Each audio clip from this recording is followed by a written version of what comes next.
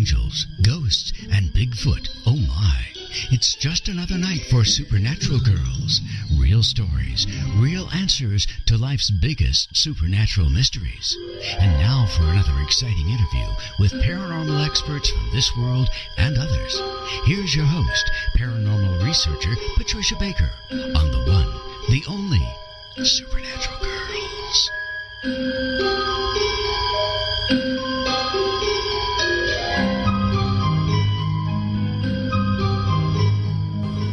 Welcome, everyone, to another exciting episode of Supernatural Girls Radio. I am your host, Patricia Baker, and I am here with my fabulous, magnificent co-host, Patricia Kirkman. PK, how are you tonight? Absolutely fabulous. All right. So you haven't melted from that Tucson heat? No, we're drooling, waiting for this thunderstorm that's supposed to come through. Oh, boy. Praying it hits real fast. Oh, gosh. Well, I hope we can keep on the air with you, and because you've got a great guest tonight. We're going to learn so much from Lisa Barnett. She is the author of The Infinite Wisdom of the Akashic Records. I want to be free of these records in my past. How about you? I would burn them if I knew how to get a hold of them. We both have a big bonfire, wouldn't we? Oh, God, isn't that the truth? But I will tell you, the book is fabulous. I've so enjoyed reading it. Yes, it's really excellent, and it's full of such helpful information. The whole audience is going to learn so much tonight, and it's all stuff that we can do and integrate into our lives right away, that's why we wanted Lisa to come on the show, not to talk about so much the esoteric stuff, even though that's fascinating. But we want to know, how do we get free? How do we remove these blocks from our life? And that's what she's here to tell us. But before we bring Lisa on the show, we got a lot to talk about. Yes. First of all, for people who missed last week's show with Patrice Chaplin, my God, you guys got to go listen to that show. I am still reeling from everything Patrice said about the portals and Howard Hughes and the stone cradle. Oh, my goodness. Wasn't that wild? It was fabulous, absolutely fabulous. We are so fortunate to have such fabulous people to be able to talk to. And that's why tonight I can't wait to talk to Lisa. In fact, I'm thinking about taking her book and sticking it in my purse as a pocket guide. Yeah, I think maybe you it'll could keep do me out that. of trouble. Yes, definitely. But if there's anyone in the audience who missed last week, you can go right to supernaturalgirls.com, and that's supernaturalgirls with a Z.com, and you can just listen to the show right from there. We are archiving all of the shows that we are doing here on Inception Radio Network. And you can also access all of the shows we did prior to our new incarnation. So all the shows are available to you at any time at your convenience. And of course, we always like for you to join us live, because then you can call in when the show is live. And the phone number to call is 888-919-2355. So if you have a question for Lisa tonight, the number to call is 888-919-2355. Now, when you go to supernaturalgirls.com, be sure to sign up for the Fringe Files newsletter so that you can keep aware of everything we're doing, all the exciting guests we're going to be having. We have some real blockbuster shows coming up. All of our shows are terrific. We've got some real special things we'll be doing for the audience in the next couple of months. Don't miss it. It's going to be great. So, Patricia, Miss PK, what's going on with our numbers? What can we expect tomorrow? Well, tomorrow is going to be a fabulous day, because it's going to all be about creativity, communications of all forms, and we're really going to be able to enjoy it. Because we've been a little sensitive today to many things. But our creative side is excellent, because we're also in a month that has a luck factor to it. So this is going to double up between the month and the day. Anybody that's out shopping, if you're thinking of investing or whatever, know that you're probably, it's a good day for gambling. Let's put it that way. Think of the Kenny Rogers song, The Gambler, and you can take a test drive on whatever you feel interested in, and I think the odds are you might be surprised. But if you don't feel it, don't do it. It's one of those things. Okay. Well, I always feel like buying that lottery ticket, but then you hurt my feelings so much when you told me that my chart said I would never win it. I was so disappointed. Well, I just said in this lifetime, maybe in the next one. Well, maybe if I clear my Akashic Records, I could win it. We're going to find out if that's possible. Maybe I can just change that reality, because I would love to. Wouldn't that be fun? I could quit my day job, but I wouldn't quit the radio show because I love it way too much. So I don't know. There's just so much going on in the world today with paranormal. And I wanted to share with everybody. Now, I shared this with you earlier, PK. This is a very strange mystery. There was a large face, we're talking huge, found carved into a remote Canadian island. Now, the thing's 40 feet up. You just can't even get to it. It's just, it's out in the middle of nowhere on Reeks Island, and somebody came upon it, and they have no idea who put it there. This thing is ancient. They don't know how old it is because they can't get to it easily. But it looks kind of oriental in feature, but they just don't know what the message is with this face. It's another great mystery. And it makes me wonder, who are we really? You know, when you see things like that may have been placed there thousands of years ago.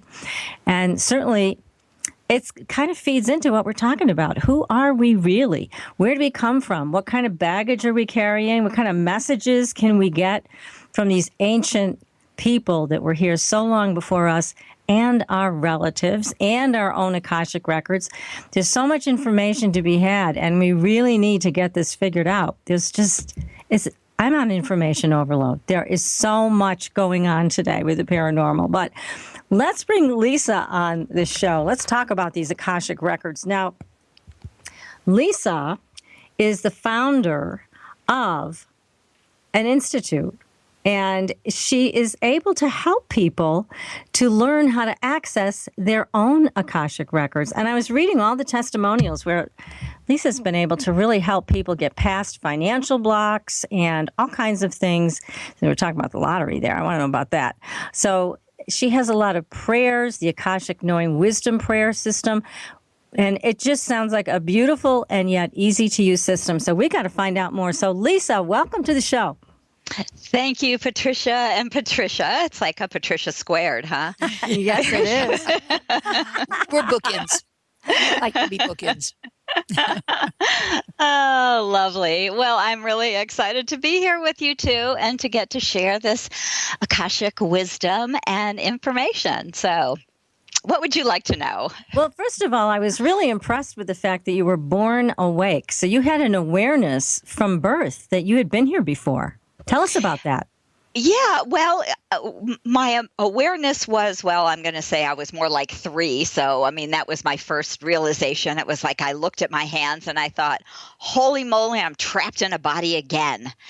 And I could remember not being in a body. So a little bit less like, it was I could remember being very etheric being. And the image I really had as this little child was of talking to 2 other beings or souls and not having to use this kind of arcane language that we use. So, of course, I'm 3 years old and I'm sure struggling with learning how to communicate with my parents, which triggered this memory like, this is such a challenge. Let me just go back. Let me go home. So I used to tell my mother, I just want to go back. I just want to go back. I don't want to do this. So that was my first memory. And now, did your mom know what you were talking about? Not you, so you were much. At home. You were at home. So you're saying, I want to go home. She was right. like, what in the world? That's right. She'd say, you are home, honey. She was very sweet. And I'm sure she probably went and read all the Dr. Spock books on how to deal with, But Yes. My parents were more scientific. So it was interesting when I used to tell them that there was somebody standing at the end of my bed. My mother decided to tell me that it was just her father who was coming to watch over me, like just some ghost hanging out. I thought, well, I'm not sure that was also, reassuring. But Yeah, really. Oh, my goodness. Gee, but then, so you had this awareness from a very young age. Obviously, the age of 3 is what you said. And then you talked about in your book how by high school you found references to this in other books that had been written. And so that must have given you a feeling of comfort that you weren't alone. Yeah, it was amazing. I was very blessed to be living in California in the I'm going to say it was the very late 60s or early 70s. And TM had really just come, Transcendental Meditation had just come to the United States. I started reading a lot of, kind of books about Eastern spirituality, but Baba Ram Dass wrote Be Here Now. And there was a great book called Journeys Out of the Body by Robert Monroe. And so there was lots of people talking about all sorts of more esoteric things than had been popular, just a few years earlier. Absolutely. In fact, I used to work for Bob Monroe. Did you really? I love him. Well, He was great. He was an amazing genius who really paved the way for consciousness through sound. Just an amazing person. Yeah. So I know it's one of the books also that piqued my interest, probably about the same time you were reading it, I was reading it. So isn't that interesting? Absolutely. So here you had this a kind of a comfort level then that other people were talking about these things. But what led you to explore the Akashic Records? Well, that was a little bit later, I have to say, just like most of us on any sort of spiritual path, it's, a bit of a roller coaster. So I went on, I spent my teenage years reading all the esoteric information and, experimenting with all of the, interesting psychedelics of the world back there in San Francisco in the 70s, right? Oh, yeah. You're right. So, tune in, drop out. Yeah. Yeah.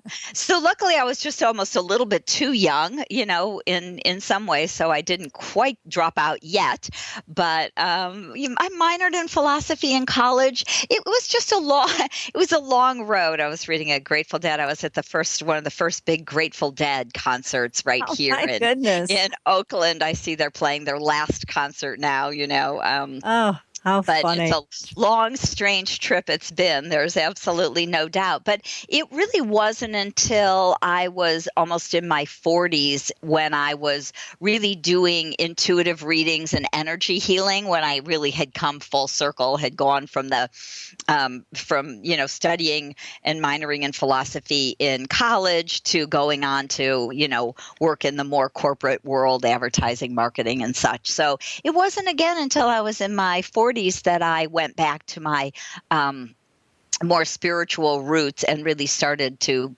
work as a healer and an intuitive, that I'd get these really big messages. And so to me, the difference was when I was being very psychic and doing a more psychic reading for a client, it felt that it was more related to this world, this life, this body.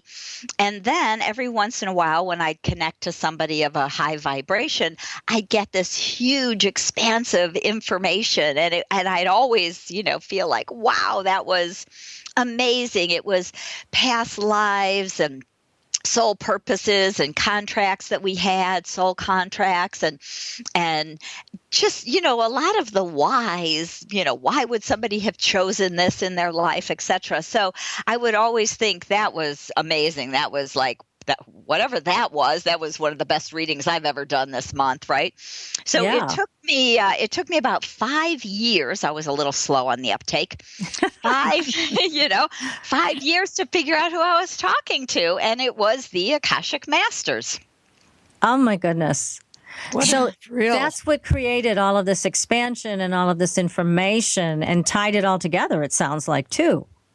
Yeah, so for me, it was kind of a good experience because I got the difference between me being a so intuitive. I'm not saying I was the best psychic anyway, but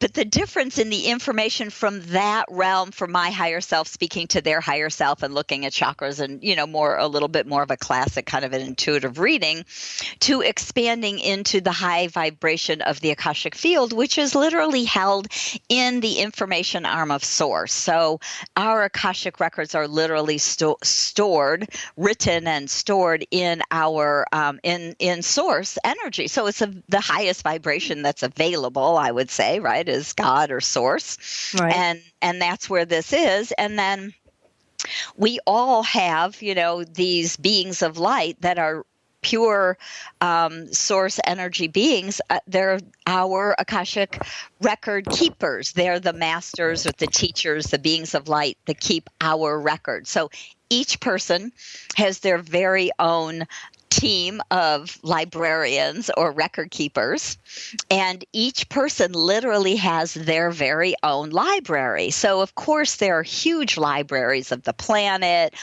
of groups, of all sorts of things that are kind of in the bigger sense, but also each person has their very own library. And they're not small libraries, because the truth is we're infinite souls. And we have most of us live here on planet Earth alone for 600 to 800, maybe even up to 1,000 lifetimes here on Earth alone. And that's not to mention all the planets and planes, dimensions, the angelic realms, the elemental realms, all the other places we go and live and things we do. Well, that's a lot of time to screw up. So I was just counting my fingers and toes, and I've outdone those. Yeah, really. I mean, it's kind of interesting, because on the one hand, I know that you're talking about the Akashic Records in the most spiritual and positive manner.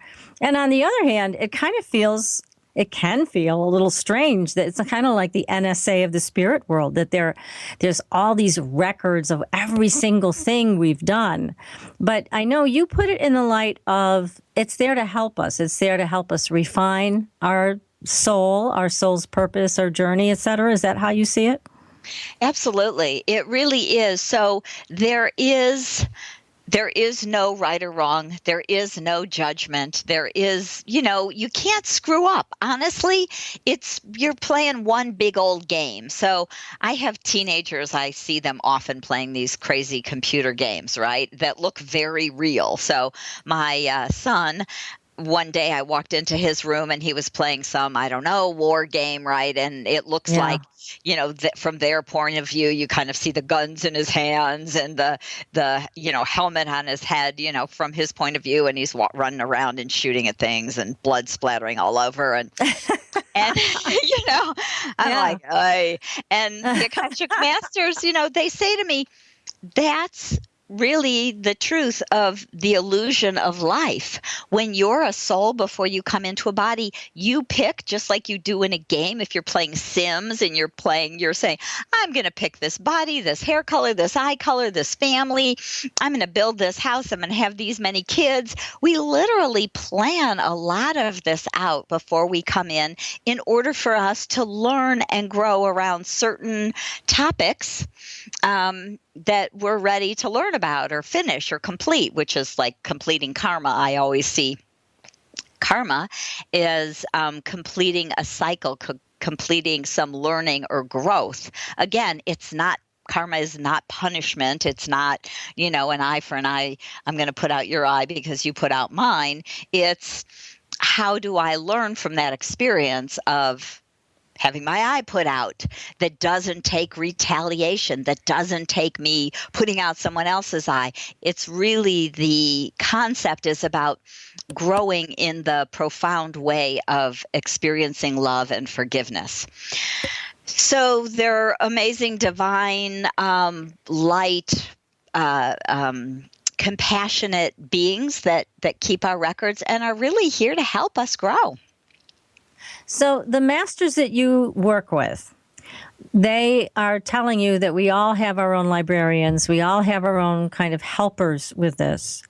So, and again, I'm going back to the testimonials I read, which were quite profound. Mm-hmm. So what you found, it looks like, and what you're talking about in your book, is a way for people to access these records. Now, what happens when you access these records? Can you change them, or just there to learn from them? What's the purpose of that? Well, actually both. So the interesting thing is that I find that we can change them. In a sense, we can change them if we understand the growth that we came to receive from that learning. And so,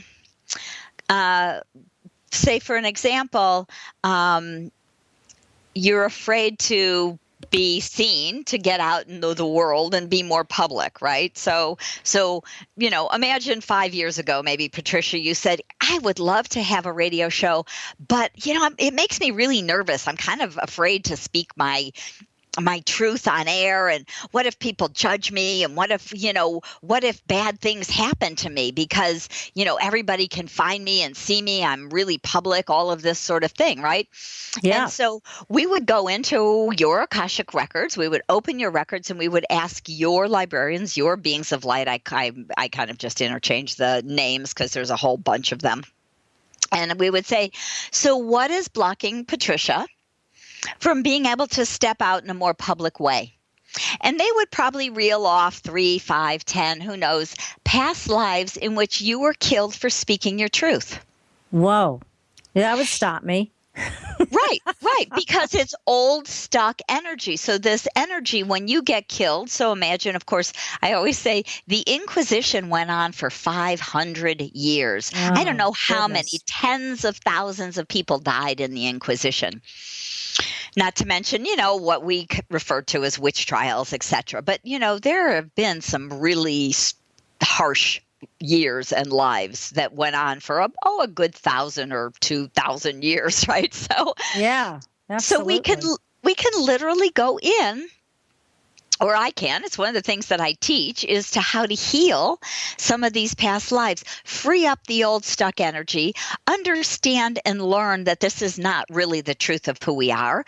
You might have been beheaded 5 times, but heck, guess what? You're here right now talking to me. You've got a perfectly lovely head right now, right? Yes. So we're infinite beings. We do not die. And so when we can kind of really, get that and go, oh, you know what? You're right. I'm safe. No one can ever really kill me. We shift the energy.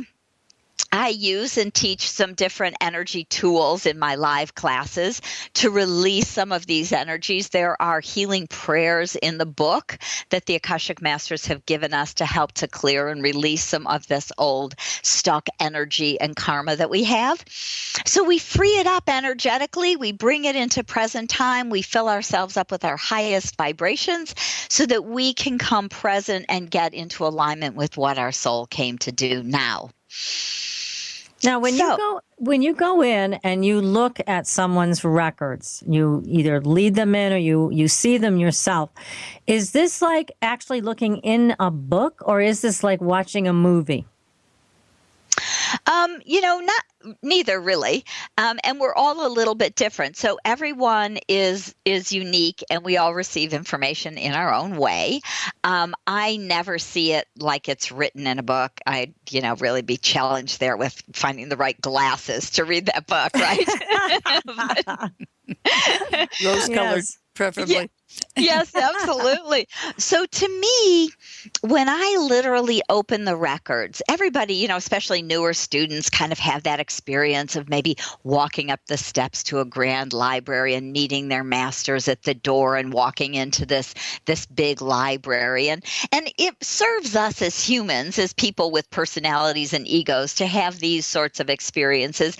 But what most students notice is that the energy then starts to kind of flow in however you receive it. So to me, it's almost like when I open the records, I'm standing in the void. So it's just this amazing, spacious black space, right? And so when a client asks me a question, the Akashic beings of light, the Akashic masters, teachers, and beings of light start to give me information, and it may show up very often to me as a snapshot. I'm not clairvoyant in the movie sort of the word, but I get out of focus snapshots. So I always say, really, can't I have better focus on my clairvoyance? What is up with that, right? Yeah. But what the Akashic masters told me years ago was that often I'm shown these lives, these past lives that are useful to heal and clear, and many of them are not so pleasant. Many of them are kind of gory. All those lives, like we say, we've been burned at the stake, we've been beheaded, drawn and quartered, etc. Lots of lovely, things. So they're like, a little out of focus snapshot. It works. You get it, and that's enough. That's all you need. You don't need to delve into the gore. So I see an out of focus picture. I get the story. I get it as a knowing. I often hear clairaudiently, excuse me.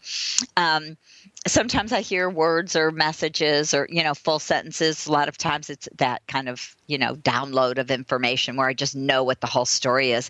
And then I share that with my clients. And then we ask the masters, what can we finish? What can we complete? What can we release? So what trauma, pain, vows, karma can we let go of from this life that they're ready to release? And we do that energetically as a healing. And then, of course, because there is no such thing as time and space, really, we can fold that old energy that's now been cleared and healed, and we bring it into, I always say, into this present time, into this body, so that we can reclaim energy and fill ourselves up really with our own wisdom. Because from all of those lives, we've learned, we've gleaned information, we've become more compassionate or more understanding or wise, or there's been tools or teachings we've had. And so when we can get rid of the junk, the pain, the trauma, the fear, then we can embody the knowledge and the wisdom. So our records are phenomenally useful for us in that sort of way. That is amazing. And you're such a great bridge between that world and that information and people like us who really want to make changes in our lives for the better and have a deeper understanding of our own lives, our own choices, etc. But you talked about vows. You also talk in the book about contracts. Can you say a little bit about that and how we can, in our lives, get hung up on those things?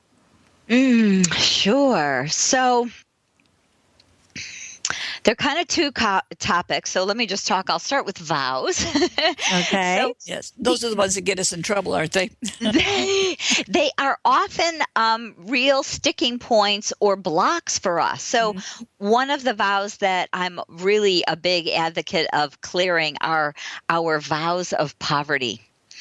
So many people now on the planet, especially people who are light workers here, who are here to help and to raise the vibration of the world and all these lovely things, have also been very spiritual in many other lives. And many of us have also been, nuns or monks or priests or, some sort of, in some sort of religious sect where we've taken a vow of poverty, chastity, celibacy, not so useful really for most of us now. Not at all. Right. At least two of them don't work. Let's get rid of them all, I say. They're no good for anything. Yeah, so these things can be cleared. And obviously, when you take these vows in whatever lifetime, they're probably done very passionately and with a lot of coherence. So it may take a lot to get rid of them.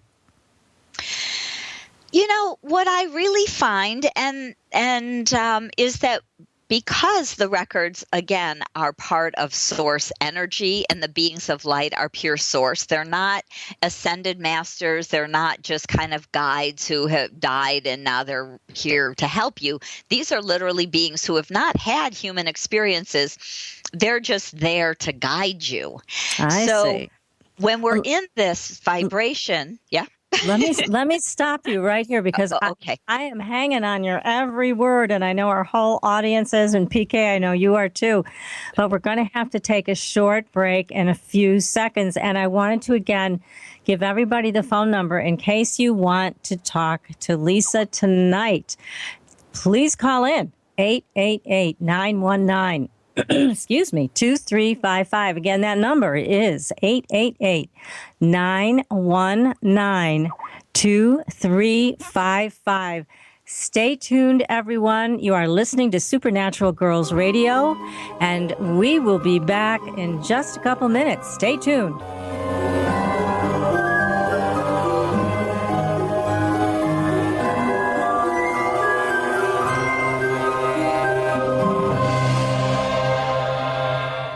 Listening to IRN, the Inception Radio Network, Chicago, Illinois.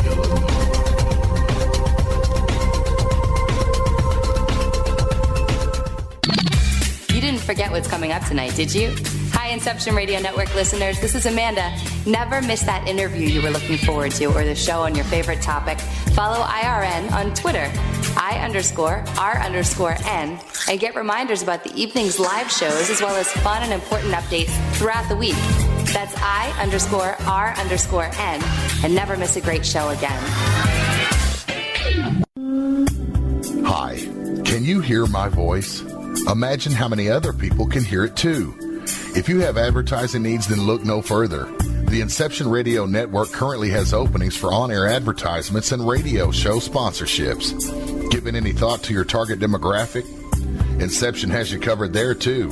Advertising on a network gives you multiple opportunities to advertise on a wide variety of radio show broadcasts, and we have one to fit every advertising need.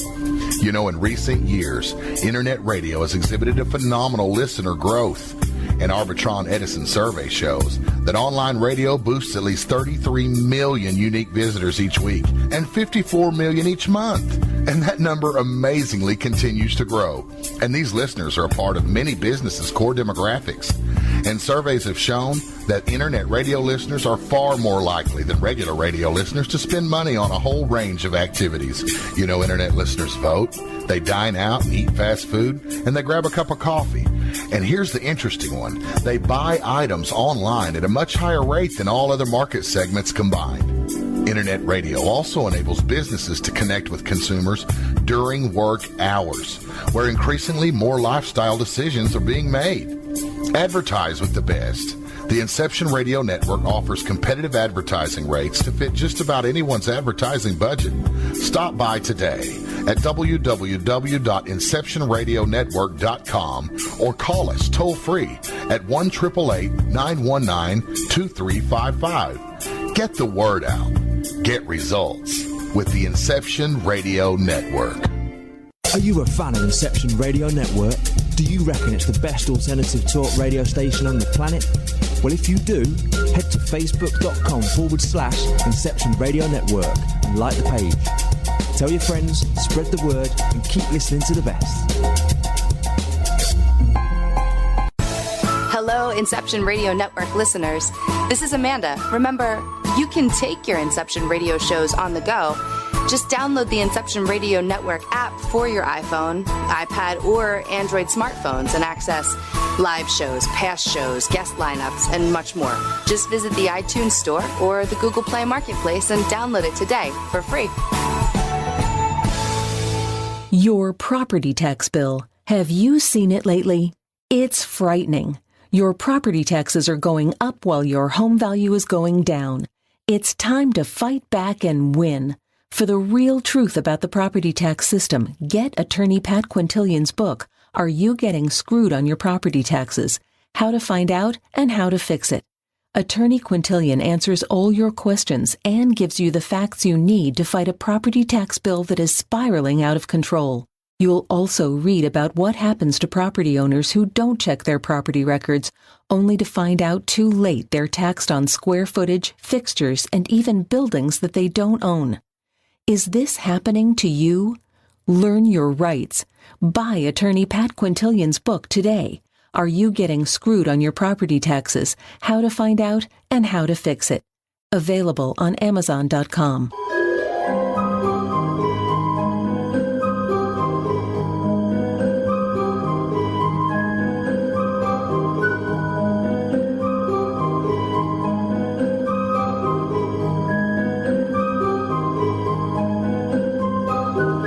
Welcome back, everyone. You are listening to Supernatural Girls Radio. I am your host, Patricia Baker, and I am here with my co-host, PK, and our fabulous guest, Lisa Barnett, who is the founder of Akashic Knowing School of Wisdom. She is an internationally recognized teacher with more than 20 years of experience in the Spiritual Healing Forum, and she is the author of The Infinite Wisdom of the Akashic Records. Welcome back, everybody. This is a great discussion tonight, full of wonderful and useful information. So Lisa, we're talking about vows and getting rid of them all.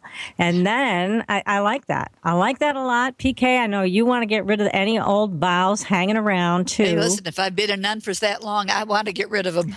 Yeah, we got to share with everybody. During the break, we were all talking, and as it turns out, PK may have been a nun for a lot of lives before this one. So, yeah, she needs to get rid of all those. This is like a lot of vows with a nun thing, isn't there? Isn't that the truth? Oh, goodness. Wow.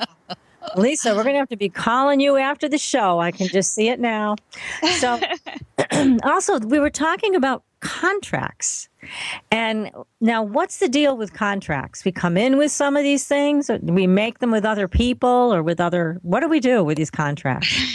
Well, we do. So as a soul, before you come into a body, you really do set up a plan, and that plan has to do with some of the contracts. So you say, they give me these really funny. The Akashic Masters are very funny because they're just pure light and love and joy, right? So they give me these silly stories, basically, and it's all good to illustrate how we work as a soul. So imagine you're in a high school gymnasium, right? Those where we played basketball, those squeaky floors, and there's 500 souls who are all coming back to Earth. So there you are, and you're like, I'm going back to Earth and I want to get married. So who wants to marry me? And so you have, 10 hands go up, and they're like, one guy says, hey, remember that lifetime where we were married and I drowned?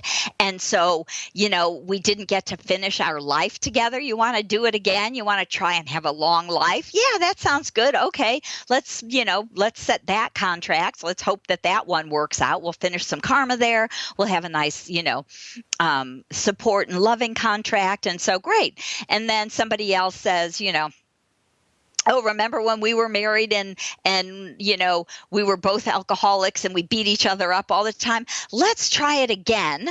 And let's, this time, right? Let's be kind and loving and gentle with each other. Let's figure this out and, learn the forgiveness part and, et cetera, et cetera. It goes on and on like that. So all of a sudden you have maybe 6 to 12 contracts for marriage partners or for, for life partners, however you want to call that. Now, of course, you're not going to marry all 12 of them, but the likelihood of some of them being younger than you or older than you when they show up in your life, or married or in a different part of the world.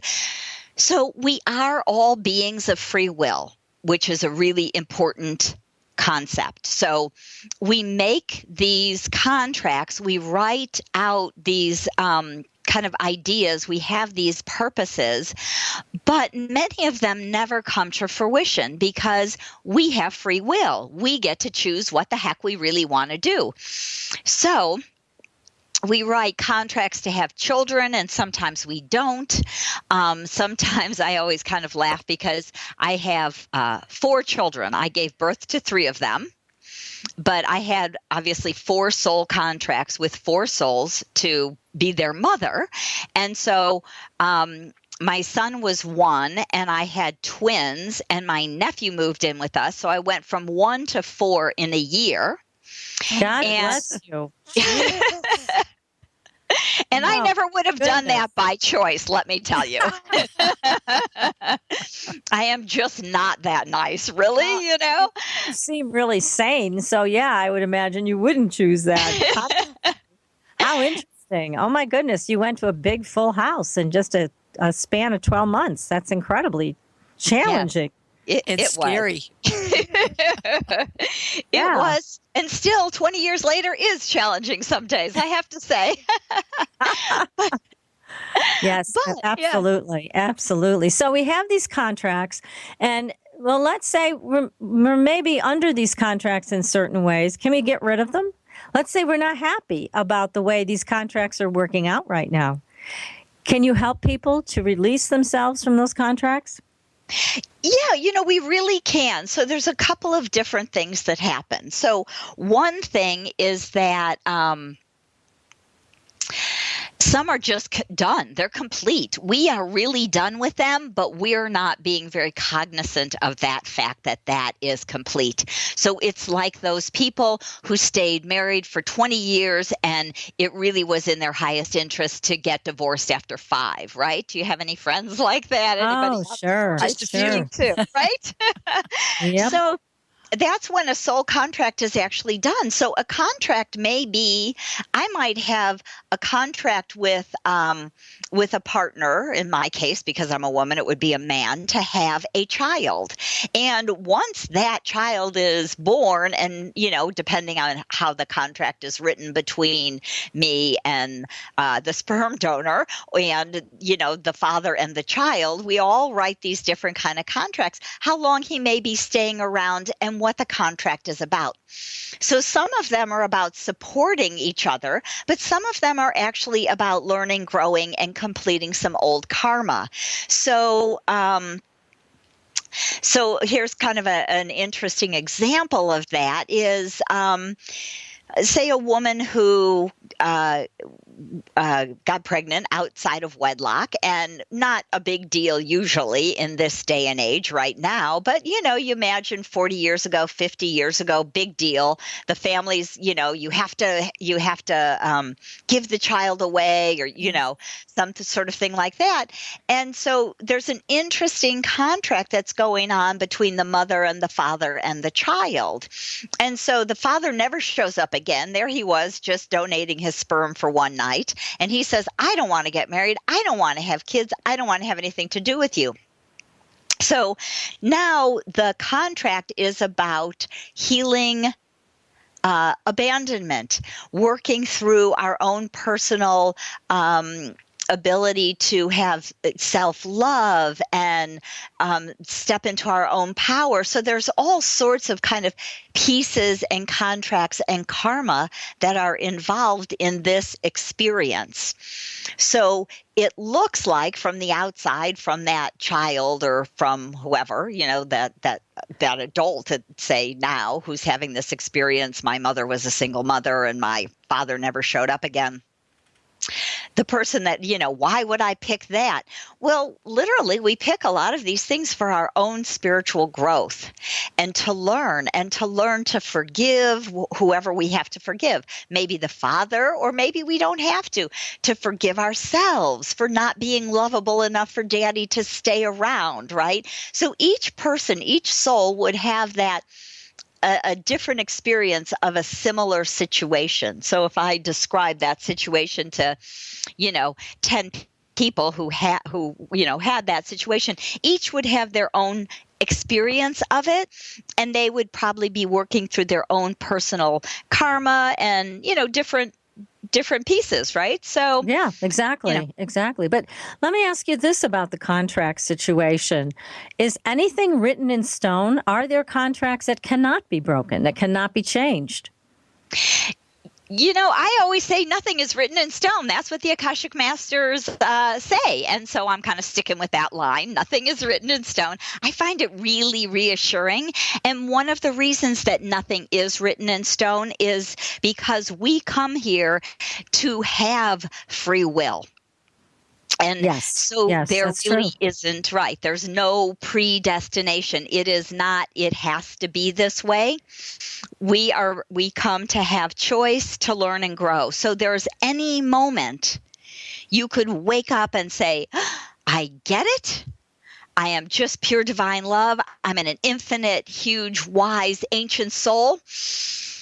And I love everyone. Right? We can just be over the whole thing in a moment, or we can struggle and complain and feel like we're victims and, because that, we didn't have a father, whatever our story is, right? Yeah, we know how much fun that is. So no fun at all.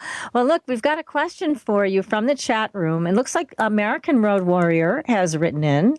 They would like to know about how the Akashic Records show up on the other side. So I know we've already discussed this with you, but for some people, do they show up as pictures attached to a wall, or do they come through in dreams? How are the different ways that people might perceive the Akashic Records?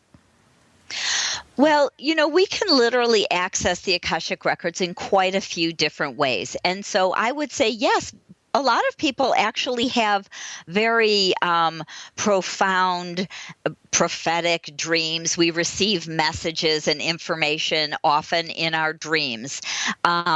Many people have been taught to access the Akashic Records using a guided meditation. Edgar Cayce, who was the famous sleeping prophet back in the 20s, 30s, and 40s, accessed the Akashic Records by going into a very deep sleeping hypnotic trance. And he had his wife asking questions and a secretary writing the answers. And so he could go really deep into the records because he was not conscious. He was not there consciously. Right. Yeah, he was amazing. Yeah. So, everybody can, really have their own experience of it. I teach people to use a vibrational key, which is a sacred prayer, to access the records. But again, each person is very unique. And so some people are very clairvoyant. Some people get movies. Some people see, like me, just an image, a snapshot. Just some people really hear like a whole story, like someone speaking to them. Most of us are clairaudient, which is the hearing channel. We hear in our heads like it's us. So the biggest issue for most of us is that all the messages we receive sound like us. And so we have a lot of doubt, right? Oh, yes. That's for sure. So, oh, yes. Who is that really talking? Is that me or my imagination? Or yeah, exactly. Right, so the prayer helps a lot, I would imagine, with the focus on this. So when you say your prayer, you have a lot of really beautiful prayers in your book. And again, the name of Lisa's book is The Infinite Wisdom of the Akashic Records, available on Amazon.com, and I'm sure at your local bookstores also. But the prayers are helpful because it's a frequency and it sets you up to walk right through the door.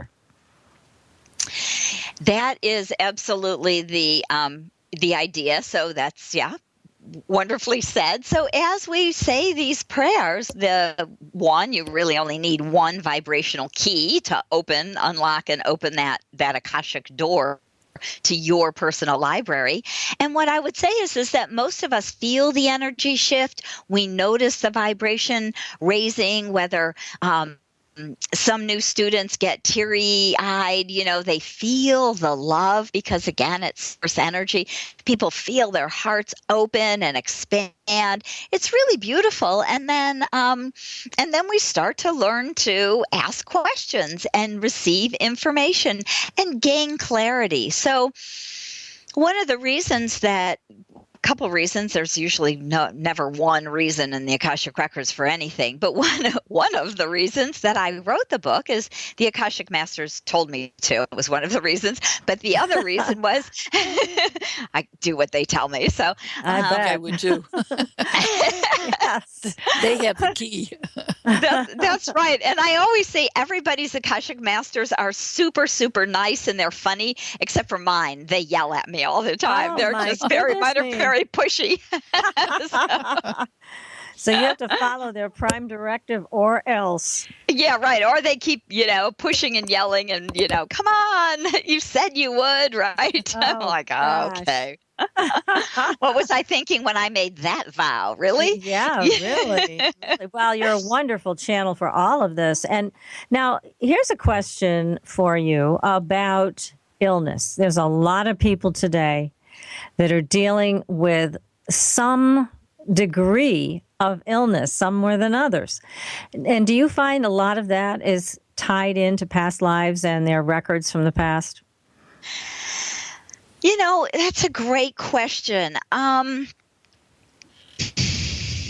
And of course, there's always, numerous answers. I would say that the masters usually answer all questions with, 2 to 5 answers. There's levels and layers of information in our record, so it's always interesting.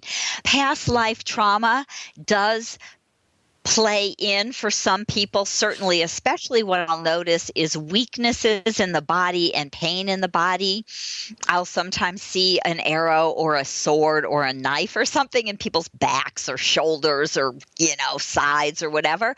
And it's interesting because when I go back into that past life and clear and heal and release that energy and that trauma from that body, it comes forward into this time and people will be like, wow, that's great. That doesn't hurt anymore, So that can be it. A lot of what I see with illness, honestly, is kind of the stuffed emotions. People who are really not working through their emotional challenges or really paying much attention to their emotions. So that often will get stuck in a body and start to manifest. And one of the challenges for us as humans, once things come down into this kind of dense physical plane that we live in, once they come down into the body and manifest as that energy, of an illness, it's a little more work, to get rid of it. Or for some of us, it's a lot more work to get rid of it. So I really recommend to people to deal with your issues, deal with your emotions, work things through, clear them energetically, do energy healing, do, all of the different kinds of tools. I teach a lot of different tools to heal and clear, as well as, great simple tools like tapping, EFT, or things to help us release that energy out of the body. And in the book, if you got all the way towards the end, I'm sorry, I don't know the page number offhand, but there's a great exercise process that the Akashic Masters gave us to actually we ask, there's a great list of emotions, about 20 or so emotions. And we would say, where am I holding this, say, jealousy in my body? And the Akashic Masters tell you, you're holding that jealousy in your liver, say. And you say, okay, what can I know about that? Where does it come from? What can we clear and release? What prayers to use? What healing tools to use? And we literally go through them and clear them out of the body to help release and get rid of these so they don't turn into dis-ease in the physical form.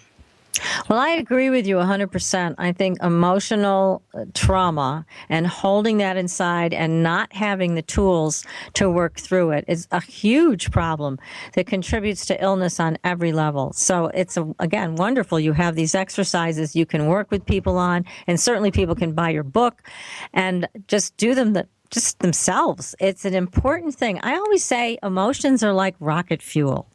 And if you don't know about rocket fuel, it's pretty volatile. One drop can make a huge explosion. And that's how our emotions are. And I find so many people just don't have that level of EQ, that emotional intelligence, to be able to handle their own emotions. It's so ironic. Isn't that one of the biggest reasons we come here, is to have emotions? And then we spend our lives pushing them down and trying to undo them, huh? Yeah, and saying, I'm not feeling that. I'm not going to feel that. I'm not going there. So it's just such a funny irony, I think, in our human existence. One of the things in the book that I found interesting was the energy release of the grace point. Mm-hmm. And I find it fascinating that something as simplistic as that could do so much. Yeah, it really does. Did you actually get to give it a try, PK? Did you? Yes, I did. Play with this a little. Did you feel that? Did you feel your heart open? Yes, I did. That's why I brought it up, because I was quite surprised. We test the waters, but we're always doing it with kind of a until when it works, you go, oh, wow, look at this. I am exactly the same way. I'll be keeping your book in my purse for quite some time until I learn how to remember some of these things a little bit more often. Oh, lovely. Yes. So it is a point on the palm, and it really connects to the heart meridian, and it helps us to open and expand our heart. So when we do that, when we open our heart, it helps us receive information with more clarity. So when you're working in your Akashic Records, if you want to get more, better, deeper information, that helps to hold that grace point. It also helps us to integrate joy, love, fun, good things into our bodies. So we're literally energetically bringing them deeply into our heart. And from there, we can integrate them really on a cellular level. So that's beautiful. And, as well as, of course, opening our hearts so we can let go of and release old stuff. So, one little grace point, one simple tool, 3 uses, and very, very deep and profound and helpful in, all 3 of these kind of ways. Terrific. Just terrific stuff. And again, it's simple. There's nothing so complicated here. Everybody can get your book and learn how to do these things, or they can also schedule a private session with you. Now, how can people find you, Lisa? So they can find me on my website, which is akashicknowing.com. And I assume you'll have that on a page. Is that right? Or so Akashic is not the easiest word to spell, which is just why right? I'm like AKASHIC, Akashic Knowing, KNOWING.com. So akashickknowing.com. There's lots of information about scheduling a consultation and a healing with me, about live classes I do if you like to do them. I'm in San Francisco if you want to come here. And do it in person, or I do them on the telephone, on instant teleseminar. So clients all over the world, it's very fun to be able to connect and teach people in all these different ways. So all that information is at akashickknowing.com. Excellent. Fabulous. Yes. Now, I also wanted to get to some of the big issues for people, and we kind of touched on them a little bit at the beginning of the show. But certainly abundance, money, financial security, those are huge issues for people today. So how do you help people with that? Well, a couple of different ways. Of course, when I work with people one-on-one, that's very useful to really be able to look in their records and see the past lives. So we look at all these past lives in which you have, say, a vow of poverty. That's one thing. We look at past lives. We also kind of the opposite side of the coin, which is what we come to do. We come to do it all, right? That's why it takes us hundreds of lives. But many of us, or I would probably, venture to guess that most people have some sort of life in which they were very, very rich. And the money somehow made them miserable. So often either they were not very nice because they were really rich, they might have been very stingy or greedy, and they may have died alone. And so on their deathbed, there they were saying, I never want to be rich again. That was terrible. Here I am, rich with nothing but a bunch of old metal, right? It may be gold, who cares? But there's no one to hold my hand or to care for me as I'm dying, right? So a lot of charge and energy when we make these vows on our deathbed definitely is very strong. Yes, goodness. Yeah. So I'm going to write me a note. Don't say this. Yeah, right. No kidding. I will say I love money. And money loves me, so I never have to deal with poverty again. Yeah, I mean, it's an interesting thing how people have an experience of life of poverty or scarcity or the opposite, and it still isn't a happiness factor here. Mm-hmm. So it's great to know that all of these things can be changed through working with the Akashic Records. It's an amazing tool that you're giving to all of us. It's just terrific. I'm so happy to hear this empowering information. Gosh. Now, another big hot button for everybody is our soulmates. Mm-hmm. So I know you talked about there's many choices of people we could marry, spend our lives with, have children with, whatever, and then we make some choices, but everybody still has free choice. What about this whole soulmate issue? Tell us about that. What do you find? Well, a couple of things, but one, I don't I tend to say soul family more than soulmate, because soulmate makes us believe that there's one other half to us that we're searching for, that needle in the haystack sort of thing. And it's not really true, because we have hundreds or thousands of people from our soul family, and many of those are the ones that we write contracts with. Again, this is why we write a dozen or so contracts, to have that wonderful, supportive, loving, caring relationship, because who knows where that one, if we just had one soulmate, the likelihood that we'd all stay single would be really great. Yeah, right. Well, we gotta run and take a break now, Lisa, but we're going to come back and talk more about soulmates. If you've got a question for Lisa, call up at 888-919-2355. Stay tuned, everybody. You're listening to Supernatural Girls Radio, and we will be right back.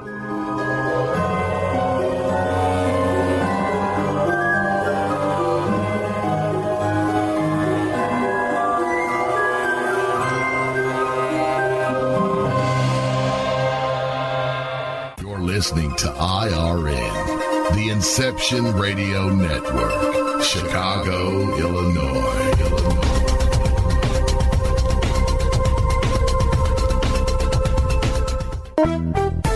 Hi, Inception Radio Network listeners. This is Amanda. Just a reminder that Inception Radio Network is on Twitter. Follow us at I_R_N and keep up to date about who's on tonight, what interviews they'll be doing, who's guest spotting, what topics they'll be covering. Tweet to us, tweet about us, retweet topics to your friends, and most importantly, never miss a great show again. That's I_R_N.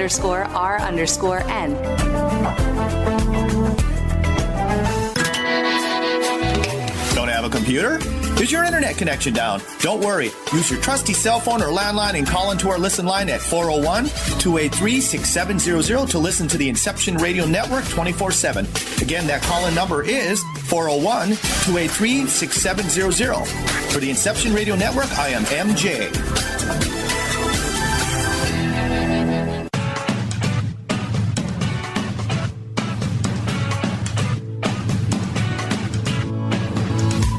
Hello, Inception Radio Network. Would you like your favorite show to be played again live on air? Well, now the choice is in your hands. With IRN's live request portal, an easy way to request your favorite show with a simple click. IRN's live request portal now gives you exclusive access to all the shows. How easy is it? Simply type a show name or a guest name, click request, even write a dedication message, and that's it. Try it now. Simply visit InceptionRadioNetwork.com, click on the live request tab under the show menu. Now playing your favorite show is just a mouse click away. Are you a fan of Inception Radio Network? Do you reckon it's the best alternative talk radio station on the planet? Well, if you do, head to facebook.com/Inception Radio Network and like the page.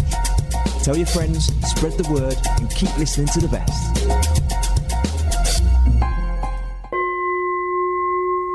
Are you ready for a new experience of freedom and powerful connection? Would you like a positive, effortless change in your life? Then come to CosmicFusion.com, where we offer the most advanced energy clearing and expansion techniques in the world, with a quantum vortex energy to activate your divine blueprint and life's purpose. When your soul leads the way with cosmic fusion and quantum vortex energy, you can break clear of past difficulties and blocks with the power of the source. With cosmic fusion, the source energy does the work for you. It's easy and effortless. Listen to our free meditation right from our Cosmic Fusion website, the Cosmic Code Meditation. Sign up for one of our interactive webinars today. Come to Cosmic Fusion, www.KOSMICfusion.com, to experience an effortless awakening and transformation. Are you ready for an upgrade? Are you ready for a new experience of living in the fifth dimensional magic and powerful connection? Then visit CosmicFusion.com today. CosmicFusion.com.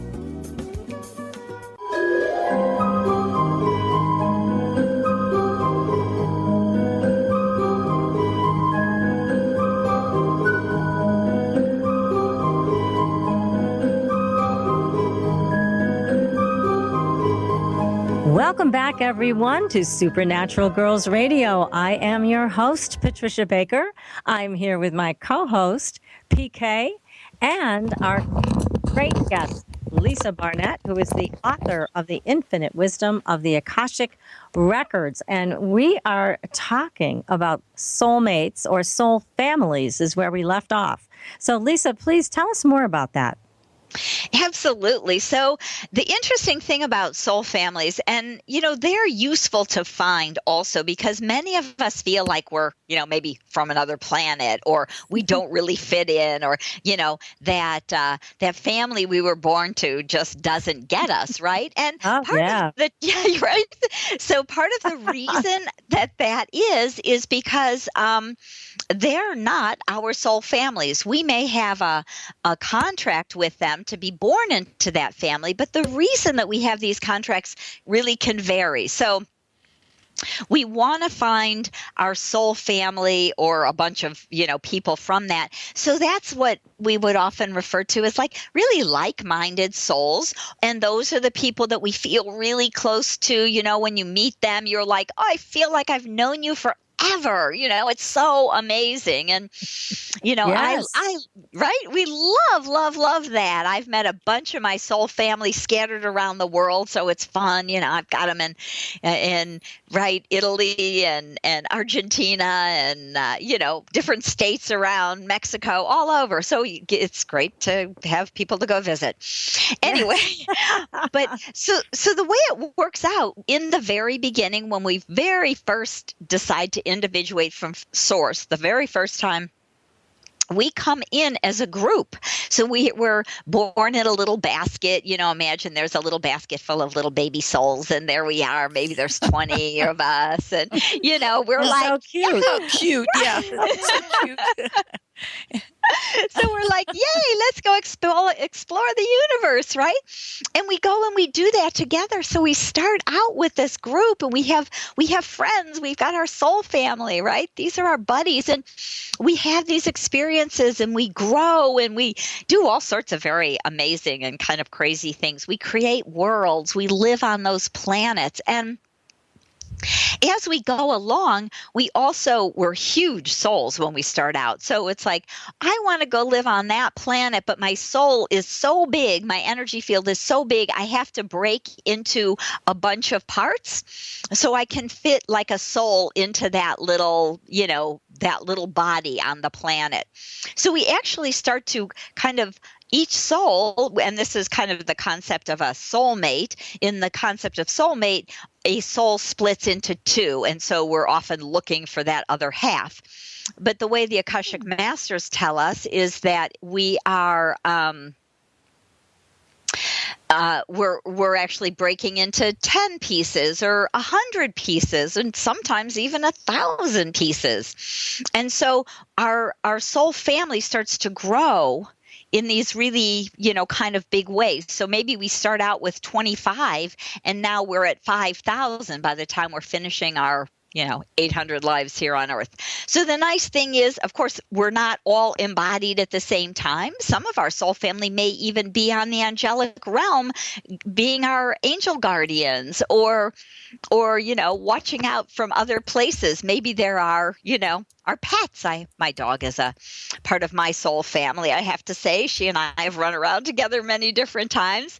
And so all of these are people we want to find and work with. Now, the bigger deal to me is to find that soul family member that I have a support contract with, that I have a contract for them to support me and for me to support them. Those are the easiest, happiest, most joyful relationships when we're in kind of consciousness as support. Okay, well, here's the thing. Guess what? We have a caller who has a question and a comment, and she actually it's Carol from California. We're going to welcome her to the show. She wants to discuss a personal Akashic experience with a lost dog. Who has a question? Carol, welcome to the show. Hello, thank you, Patricia, and Lisa. What a great show this is. I had an experience about a decade ago with finding a lost dog. I was dropping my daughter off for high school early in the morning, and I saw a gorgeous creature heading north, opposite direction of which I was going, on a very busy street. So I made the requisite U-turns and got to the point where I could actually get out of my car, park it safely, and grab this dog. She came up to me immediately. She was gorgeous. She was a husky. She was a Samoan, not a Samoyed, but a husky. We determined later, with the help of a vet, which is part of this story. And having parked my car safely, I took her by the leash, or actually by the collar. I made a makeshift leash out of something I found in my trunk, and I took her door to door in the area sort of adjacent to which I was seeing her. Nobody recognized her. She was gorgeous. They all said, "Oh, what a beautiful dog." She had the one blue eye that apparently is sometimes a husky characteristic. I later found out that was connected to something called a spirit dog, which is a Native American thing. At any rate, I took her door to door, and everybody agreed that she was gorgeous, but they did not recognize her. So I took her home. And my son, who had a late start day that day at the high school, looked out the front door and he said, "Mom, why is there a wolf in the car?" Which was kind of hilarious because, that is what she looked like. And she was sitting up in the front seat. So I took her out and I took her, not knowing the following, that she was a bounder. And that's why I found her. But I took her by the collar into the house and we had her 24 hours. The next day I did everything I could to try to find out who this dog belonged to. Finally, the second vet we took her to discovered a microchip implant in her shoulder. So we were halfway home, and we found out that she had been, second time around, given to an owner who lived a block to the northeast of us. And the owner was a professor of computers at Harvey Mudd College and was so incredibly grateful that I was able to contact her and get this dog back to her. And I said to her, because we all fell absolutely in love with her, and her name was Sierra, I said, if there's ever any circumstance where you can't keep this dog, please let us know, and blah, blah, blah. Well, we ended up with Sierra. But the point is here, on that morning when I found her, without a conscious bunch of information, although definitely I'm a reader and an interested person in such, I had no past application of the Akashic record and my life.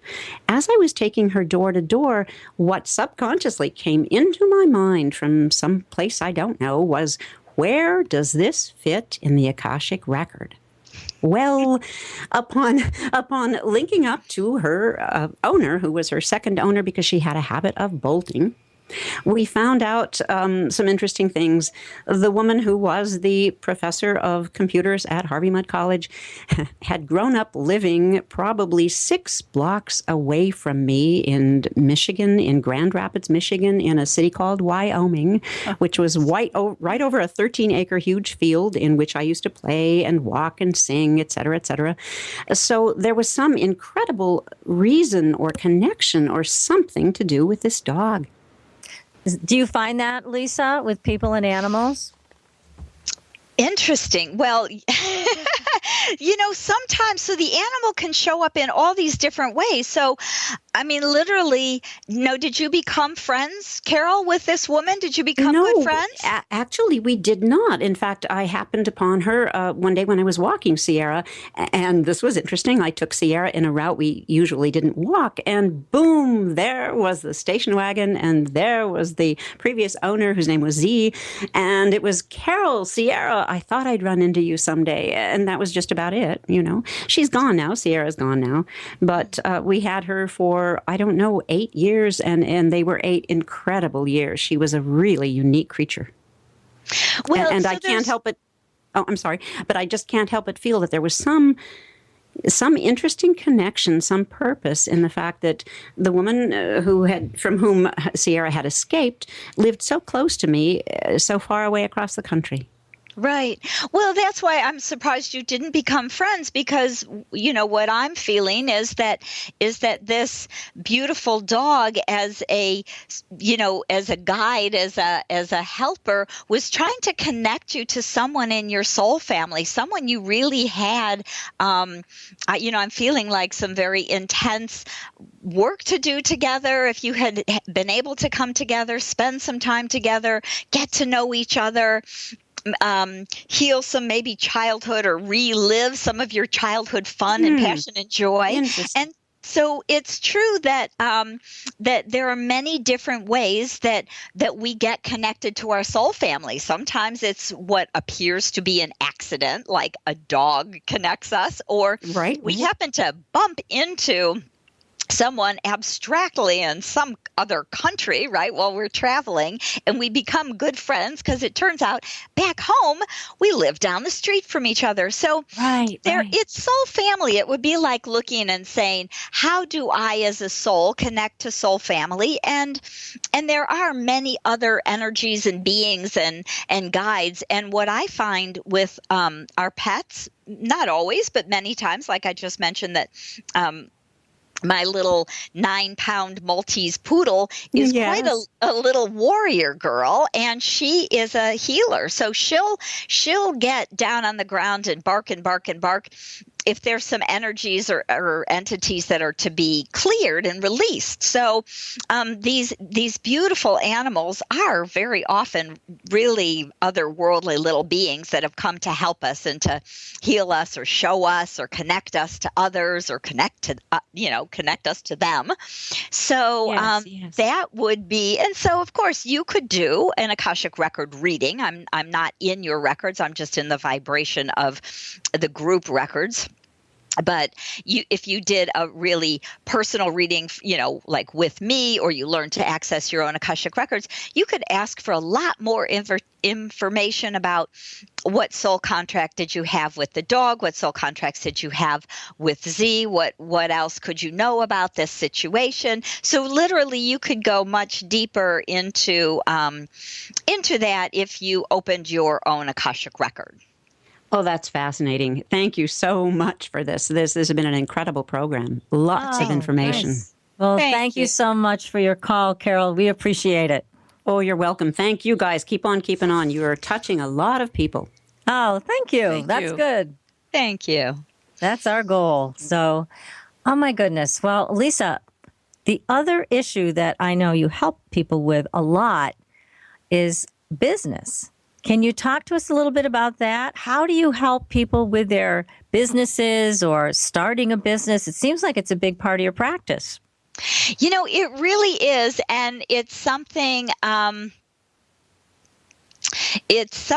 I find is so useful for so many people, because the truth is that we all have our soul purposes, and we have things our soul wants to do, right?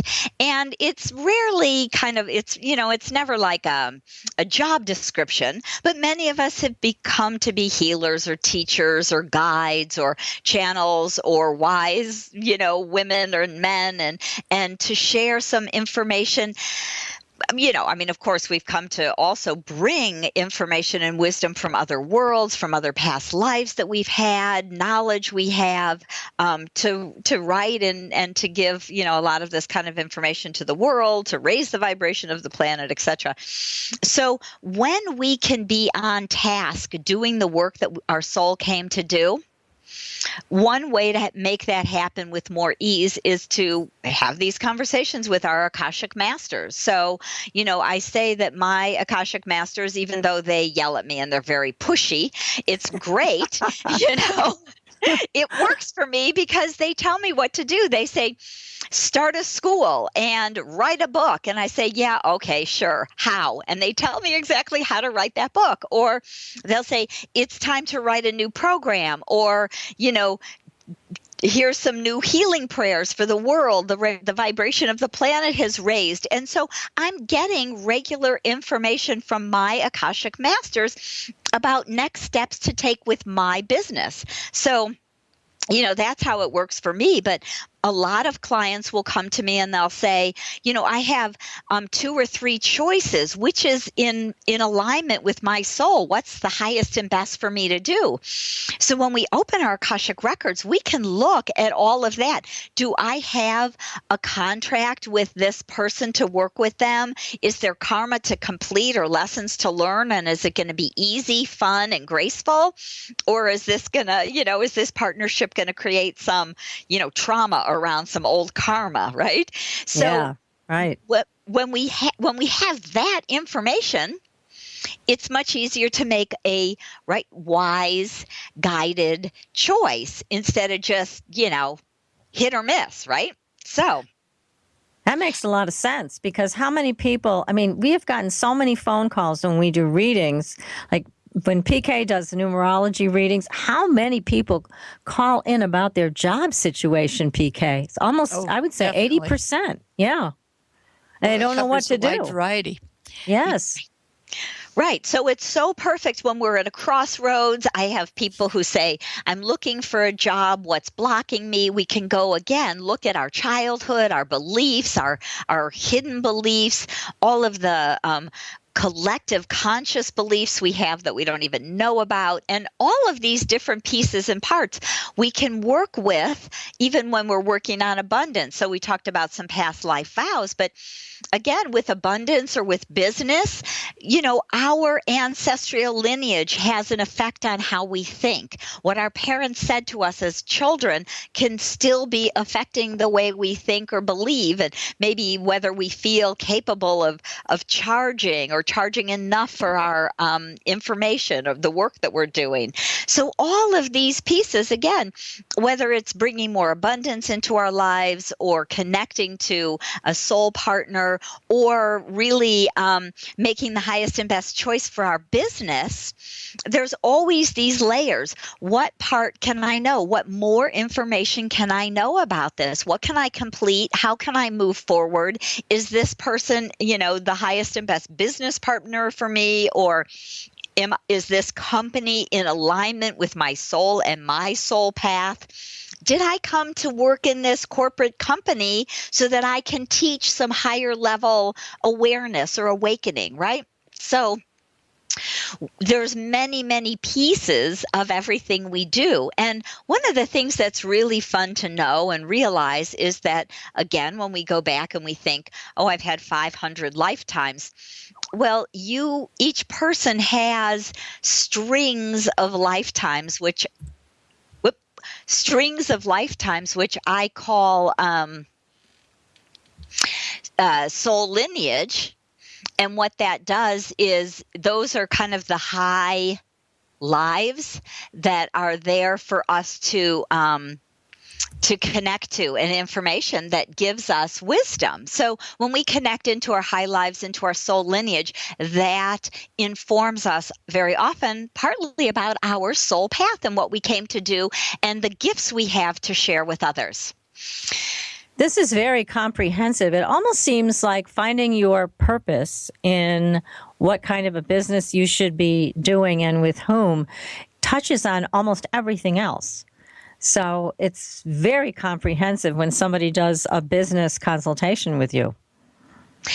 Yes, it can be very comprehensive. And, like everything, I always say, I would love to heal your life in an hour. And I actually do a pretty good job at it because I'm a pretty intense healer, but depending on where we are and what we've come to work on and what we've come to learn. And, sometimes it's about step by step because often people have, bigger issues or really strong and intense beliefs. So, sometimes it's a process. Sometimes I work with clients more than once or teach them to access the records and work with them a little bit. So, there is phenomenal comprehensive, information in our records. But again, you have a whole library, so you can't read a whole library in a day, which is one of the reasons I love to do, continuing work with clients or teach people to access the records so they can be empowered and use this empowerment tool to guide their own lives. It's wonderful. I'm so impressed, really, Lisa, with everything that you're doing to help people. It's an amazing gift that you have personally, but I mean, my goodness, you can help people on so many levels, and it's exciting work. It's fascinating work. I love this ability you have to help people clear. We need to get clear. We really do. We don't want to carry this stuff around anymore. We really don't. Now, we've got another caller. We've just got a few more minutes to wrap up this incredibly fascinating discussion. But we do have a caller on the line. Her name is Bernadette, and she is calling from Tucson, Arizona. Welcome, Bernadette, to the show. Do you have a question for Lisa? Mm-hmm. Well, I saw you guys were talking about illnesses and things of that nature, and I just wanted to make sure I'm an insulin-dependent diabetic, and there's a lot of goals that myself and my husband have planned. So I just want to make sure that part of my life isn't going to be dramatically affected by my illness. Lisa, are you able to tune into anything with that? Honestly, I'm having a little bit of a challenge just hearing.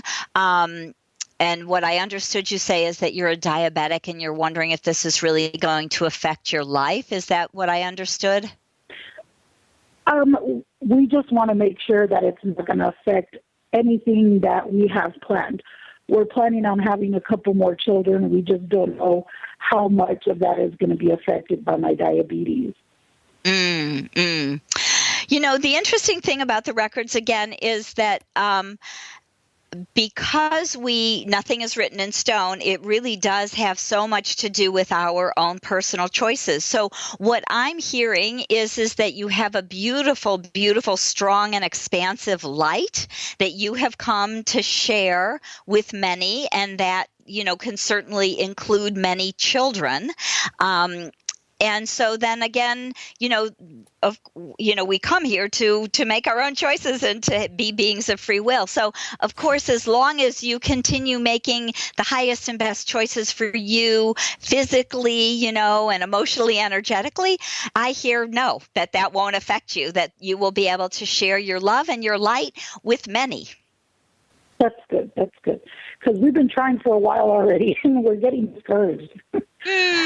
Well, Bernadette, that's a beautiful message that you just got from Lisa. So much good luck to you, and may God bless in your journey. Yes, thank you for your call, Bernadette. Thank you so much. Mm-hmm.